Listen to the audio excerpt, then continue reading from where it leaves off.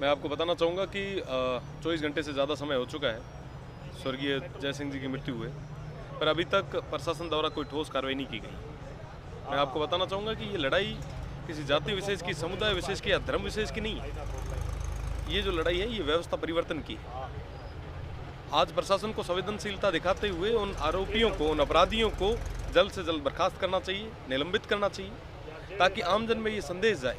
और साथ ही साथ अगर आज ये लड़ाई नहीं लड़ते तो न जाने कितने लोग जो आज भी ऐसी कई सारी बीमारियों की चपेट में आए हुए हैं, उनकी तरफ भी किसी का ध्यान नहीं जाता।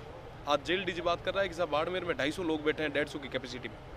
अगर आज यहाँ पे ये तमाम लोग नहीं होते, ये परिवारजन अगर ये मौके पे नहीं बैठते तो शायद इनकी और भी ध्यान देने वाला कोई नहीं होता। आप सोचिए कि कितनी बड़ी घोर लापरवाही की गई है प्रशासन के द्वारा, डॉक्टर्स के द्वारा, पर अभी तक पूरा डिस्ट्रिक्ट एडमिनिस्ट्रेशन और स्टेट आंख मूंद करके सो रहा है। मुझे ये लगता है अगर समय रहते प्रशासन ने तमाम इन लोगों की मांगों पे, हम सभी की मांगों पे ध्यान नहीं दिया, मांगे नहीं मानी, तो आने वाले समय में जो भी स्थितियां बनेगी उसका जिम्मेदार प्रशासन है। रविंदर सिंह जी, ये धरना महापड़ाव के रूप में बदल सकता है? बिल्कुल, हम चाहते हैं कि पूरी तरीके से लॉ एंड ऑर्डर मेंटेन रहे। अगर आप किसी तरीके की नेग्लिजेंस आगे और करेंगे तो उसके जिम्मेदार आप रहेंगे, और जो भी घटनाएं होगी उसके जिम्मेदार आप रहेंगे। आचार संहिता लगी है, भाई साहब क्या लग रहा है, त्वरित कार्यवाही हो जाएगी, न्याय मिलेगा? सब न्याय मीन आचार संहिता आदि को नहीं आया करे, न्याय न्याय हुआ है। सस्पेंशन वगैरह जैसे साहब ये तो स्टेट का काम है।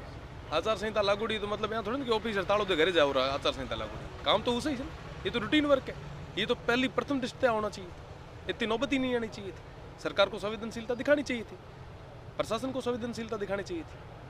आप ये परीक्षा ले रहे हैं कि साहब कितने दिन तक बैठ सकते हैं, क्या से बैठ सकते हैं, बैठेंगे सर।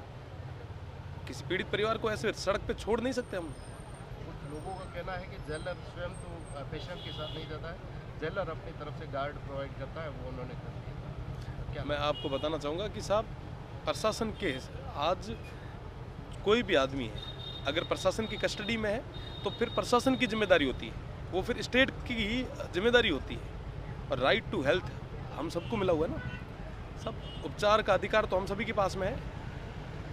उन्होंने सज़ा की, विचाराधीन है, जब फैसला आएगा, सज़ा होगी, तब की स्थितियाँ अलग होगी। पर उससे पहले वो इंसान है ना, वो मानव है, उसके भी मानवाधिकार है, फंडामेंटल राइट्स है, उसके राइट्स ब्रीच हो रहे हैं। आप क्या कर रहे थे उसमें? एक जनप्रतिनिधि होने के नाते आप हर जगह आवाज़ उठाते हैं। रविंद्र जी, ऐसी स्थिति की जेलों में पंखे तक नहीं है, बाहर 48 डिग्री का टेम्परेचर, लोग हवा। आज मैं आपको बताना चाहूँगा कि बाड़मेर के लोगों का ध्यान बाड़मेर जेल की तरफ पिछले 24 घंटे में ही गया है। अब लोगों को ये लग रहा है कि साहब 250 लोग भरे हुए हैं, वाकई कूलर नहीं है, पंखे नहीं है। उन लोगों की आवाज़ कोई सुनने वाला ही नहीं था, आज सुन रहा है, स्टेट देख रहा है। मैं आपको विश्वास के साथ कह सकता हूँ इस भाई को भी न्याय दिलाएंगे, और उन तमाम लोग जो आज इस सिस्टम की वजह से परेशान हो रहे हैं उनको भी पूरी सहायता हम लोग करेंगे। रविंद्र जी, यहाँ बैठे रहेंगे जब तक न्याय ना। बिल्कुल बैठे रहेंगे, मजबूती के साथ में इस परिवार के साथ में रहेंगे। इस परिवार की ये हक की जो लड़ाई है, ये व्यवस्था परिवर्तन के खिलाफ जो लड़ाई है, पूरी तरीके से इसमें भागीदार बनेंगे। और एक युवा होने के नाते ये मेरा धर्म है, मैं मेरे धर्म का, मेरे कर्तव्य की पालना करूँ। कल रात को रेस्ट भी यहीं की थी, धरना स्थल पे सोए थे? बिल्कुल मैं सोया था, एक बार क्यों 4 बार सोऊंगा। अगर मेरे आसपास किसी के खिलाफ किसी के साथ कुछ गलत हो रहा है तो फिर मुझे उन बंद एसी के कमरों में नींद नहीं आएगी सर। विपक्ष के लोगों का ये कयास है, ये अगर कोई और कैदी होता तो रविंद्र जी आते? बिल्कुल आता, ये मेरा धर्म है। कैदी कोई भी हो, पहले इंसान है वो सब, उसकी क्या गलती है ये तय करने वाला न्यायपालिका है, कोर्ट करेगा। पर उससे पहले अगर कस्टडी के अंदर किसी आदमी की मृत्यु हो जाती है तो उसका कसूरवार प्रशासन है, और प्रशासन को जिम्मेदारी लेते हुए, संवेदनशीलता दिखाते हुए कार्रवाई करनी चाहिए। क्या लग रहा है रविंद्र जी, ये जो है जानबूझकर हुआ? आपका मन क्या कहता है अंदर जेल? मैं ये कह रहा हूँ सब लापरवाही की वजह से हुआ।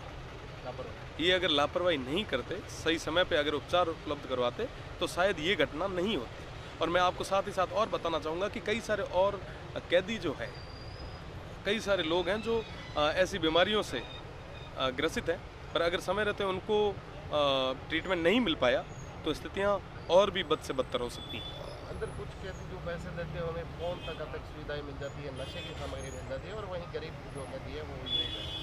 इसको लेकर आप क्या करें? देखिए सर, जेल की क्या चीज़ें हो रही है, क्या नहीं हो रही है, हर आदमी को पता है। मुझे लगता है कि इन तमाम कामों पे ध्यान देने से पहले ज़रूरी है कि सुविधाएं, समस्त सुविधाएं जो है वो उपलब्ध कराएं। जो आदमी जहाँ तक जिनके फंडामेंटल राइट्स ब्रीच हो रहे हैं, तो उनके राइट्स को प्रोटेक्ट करने की जिम्मेदारी पहले है।